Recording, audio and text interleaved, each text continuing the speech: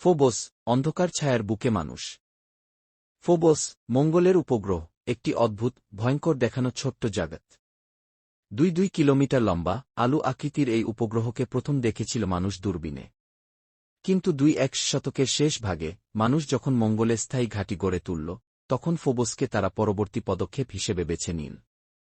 মঙ্গল গ্রহের কক্ষপথে ভেসে চলা মহাকাশিয়ান অরোরা 7।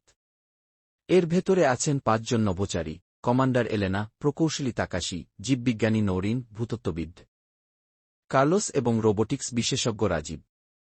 তাদের মিশন, ফোবসে প্রথম মানব অবতরণ ও বৈজ্ঞানিক ঘাঁটি স্থাপন। যখন তারা ফোবসের কাছে পৌঁছাল, সবাই এক অদ্ভুত শূন্যতার অনুভূতি পেল। ফোবস এত ছোট যে এর মহাকর্ষ প্রায় নেই বললেই চলে, মাত্র 0.0057 মিশেক।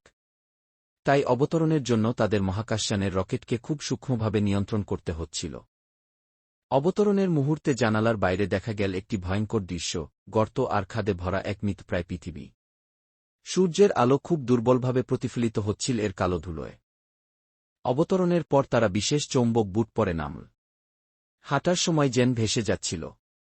রাজীব বললেন, এটা পৃথিবীর চেয়ে স্বপ্নের মতো মনে হচ্ছে, আমি লাফ দিলে হয়তো পুরো উপগ্রহটা ঘুরে আসতে পারব। তাদের কাজ ছিল একটি ছোট গবেষণা ঘাঁটি বানানো, মঙ্গলের কক্ষপথে যোগাযোগ ব্যবস্থা শক্তিশালী করতে এবং ভবিষ্যতের আন্তঃগ্রহ ভ্রমণের জন্য ফোবসকে মহাকাশ বন্দর হিসেবে ব্যবহার করা ছিল পরিকল্পনা। কিন্তু তারা যখন প্রথমবার মাটির নিচে ড্রিল চালাল, তখন অদ্ভুত কিছু আবিষ্কার করল। ফোবসের গভীরে ফাঁপা জায়গা, যেন ভেতরে বিশাল কোনো গুহা আছে। কার্লোস উত্তেজিত কণ্ঠে বললেন, এটা প্রাকৃতিক নাকি কৃত্রিম?